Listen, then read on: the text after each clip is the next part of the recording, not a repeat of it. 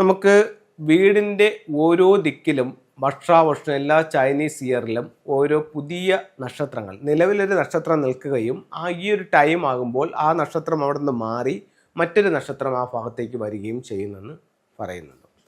അപ്പോൾ അത് നിങ്ങൾക്ക് ഒത്തിരി പ്രോഗ്രാംസ് കണ്ടിട്ട് നിങ്ങൾക്ക് എല്ലാവർക്കും അത് മനസ്സിലായി. നിങ്ങൾക്കത് ജീവിതവുമായിട്ട് നോക്കുമ്പോൾ അത് ശരിയാണെന്ന് നിങ്ങൾക്ക് ബോധ്യപ്പെട്ടിട്ടുമുണ്ട്.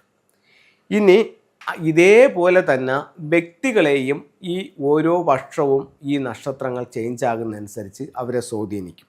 അത് ഓരോ വ്യക്തിയുടെയും കുവാ നമ്പർ അനുസരിച്ചിട്ടായിരിക്കും ആ വ്യക്തിയെ സ്വാധീനിക്കുന്നത്. 1980 മാർച്ച് 10 ജനിച്ച ഒരു പുരുഷൻ, അതായത് മെയിൽ, ഇദ്ദേഹത്തിൻ്റെ കുവാ നമ്പർ എത്രയാണെന്നുള്ളതാണ് ചോദ്യം. അപ്പം ഇദ്ദേഹത്തിൻ്റെ കുവാ നമ്പർ കണ്ടുപിടിക്കാനായിട്ട് വർഷം 1980 അപ്പോൾ 8 + 0 = 8 തന്നെ. ഇത് പുരുഷൻ്റെ ആണ്. പുരുഷൻ്റെ എന്ന് പറയുന്നത് ഇദ്ദേഹത്തിൻ്റെ പേര് മനു എന്നാണ്. 1980 ജനിച്ചു.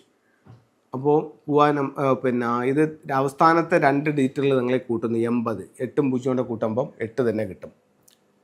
എന്നിട്ട് ജെൻസിനാണെങ്കിൽ 10ൽ നിന്നും ഈ 8നെ മൈനസ് ചെയ്യും. അപ്പോൾ എത്ര കിട്ടും? 2 കിട്ടും. അപ്പം ഇദ്ദേഹത്തിൻ്റെ കുവാ നമ്പർ എത്രയാണ്? 1980 ജനിച്ചൊരു വ്യക്തിയുടെ കുവാ നമ്പർ എത്രയാണ്? കുവാ നമ്പർ 2 ചില ആൾക്കാർ ചോദിക്കുന്നുണ്ട്, ഇത് വർഷാവർഷം ചേഞ്ച് ആവുമോ എന്ന് ചോദിക്കുന്നുണ്ട്. ഒരു കാരണവശാലും ചേഞ്ച് ആകില്ല. കാരണം എന്ന് പറയുന്നത് ഈ ഡേറ്റ് ഓഫ് ബർത്ത് നമുക്കിനി ഒരിക്കലും മാറില്ലല്ലോ. നമ്മുടെ ഡേറ്റ് ഓഫ് ബർത്തിനെ ബേസ് ചെയ്തിട്ടാണല്ലോ നമ്മൾ ഇത് എടുത്തിരിക്കുന്നത്. അതുകൊണ്ട് കുവാ നമ്പർ നമുക്ക് ഒരിക്കലും മാറില്ല. അപ്പം ഈ വ്യക്തിയുടെ കുവാ നമ്പർ 2. അപ്പം 2 കുവാ നമ്പറുള്ള ഒരു വ്യക്തിയെ സംബന്ധിച്ചിടത്തോളം ഇദ്ദേഹത്തിന് 2025 എങ്ങനെയായിരിക്കും എന്ന് വെച്ച് കഴിഞ്ഞാൽ ഇദ്ദേഹത്തിന് സാമ്പത്തികമായിട്ട് നേട്ടമുള്ള ഒരു വർഷമായിരിക്കും.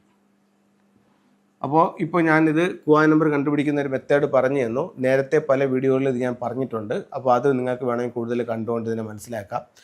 ഇപ്പോൾ ഇത് പറയുന്നു. ഇനി ഇത് സ്ത്രീക്കാണെങ്കിൽ ഈ ഒരു മെത്തേഡിൽ വ്യത്യാസമുണ്ട്. അതായത് ഇത് 1900 ഇതേ ഡേറ്റിൽ ജനിച്ച ഒരു പെൺകുട്ടിയാണെന്ന് വെക്കുക, ഒരു സ്ത്രീ ആണെന്ന് വെക്കുക. ഇദ്ദേഹത്തിൻ്റെ ഈ പെൺകുട്ടിയുടെ പേര് ലക്ഷ്മി എന്നാണ്. ലക്ഷ്മി. അപ്പോൾ ഇദ്ദേഹത്തിൻ്റെ കുവാ നമ്പർ എടുക്കുമ്പോൾ അതും ഇതുപോലെ തന്നെ ലാസ്റ്റ് 2 ഡിജിറ്റിൽ കൂട്ടുന്നു. 8 + 0 8 വരും. ഇവിടെ 10ൽ നിന്നാണ് മൈനസ് ചെയ്തിരുന്നതെങ്കിൽ, അതായത് 10 എന്ന് പറയുന്ന ഒരു കോമൺ സംഖ്യ, അതിൽ നിന്ന് ഈ കിട്ടിയ സംഖ്യയെ മൈനസ് ചെയ്തു. അപ്പോൾ നമുക്ക് 2 കിട്ടി. ഇവിടെ സ്ത്രീക്കാണെങ്കിൽ അത് എത്രയാണോ ഈ കിട്ടുന്നത് ഈ നമ്പറിൻ്റെ കൂടെ 5 പ്ലസ് ചെയ്യും. അപ്പോൾ 8ഉം 5ഉം 13 വരും. 13 വീണ്ടും കൂട്ടും. 1 + 3 4 വരും. അപ്പോൾ ഈ ലക്ഷ്മിയുടെ കുവാ നമ്പർ എത്രയാണ്? ലക്ഷ്മിയുടെ കുവാ നമ്പർ വന്നിട്ട് ലക്ഷ്മിയുടേത് 4. അപ്പം ഒരേ ഡേറ്റിൽ ജനിച്ച സ്ത്രീക്കും പുരുഷനും 2 രീതിയിലാണ് കുവാ നമ്പറിൻ്റെ കാൽക്കുലേഷൻ വരുന്നത്. ജെൻസിന് കുവാ നമ്പർ 2 വന്നപ്പോൾ ലേഡീസിന് കുവാ നമ്പർ 4 വന്നത്. ഈ രീതിയിൽ കണക്കാക്കും.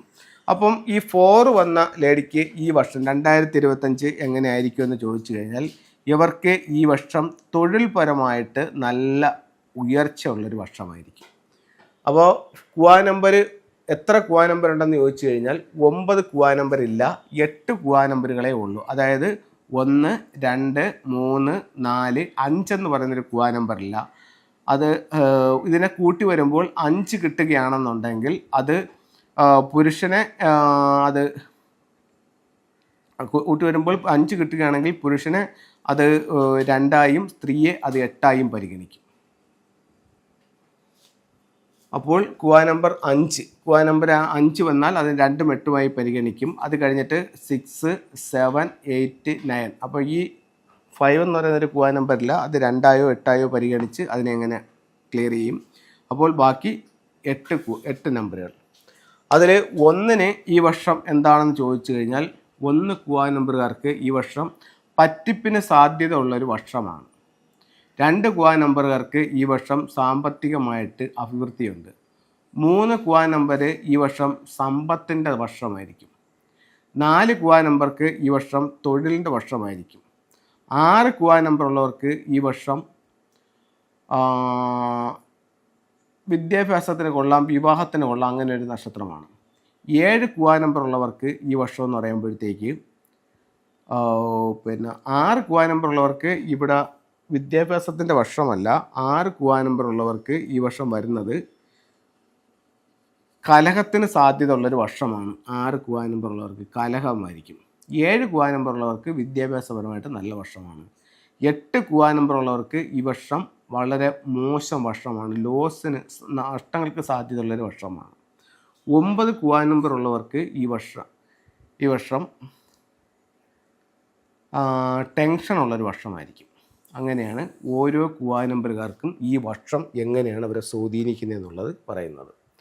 അപ്പം ഇത് എല്ലാവരും ഒന്ന് ഓർത്ത് വെച്ചാക്കുക. അങ്ങനെ ഓരോ കുവായ നമ്പറുകാർക്കും ഈ വർഷം വരുന്ന ഒരു പറ്റിപ്പിന് അല്ലെങ്കിൽ സമ്പത്തിന് ഒക്കെ അനുസരിച്ചിട്ട് ഓരോരോ റെമഡികളുണ്ട്. അത് നിങ്ങൾക്ക് ഒരു ഫംഗ്ഷൻ കൺസൾട്ടനുമായിട്ട് കൺസൾട്ട് ചെയ്തിട്ട് എടുക്കാവുന്നതാണ്. അത് പറയണമെങ്കിൽ ഒത്തിരി ഉണ്ട്.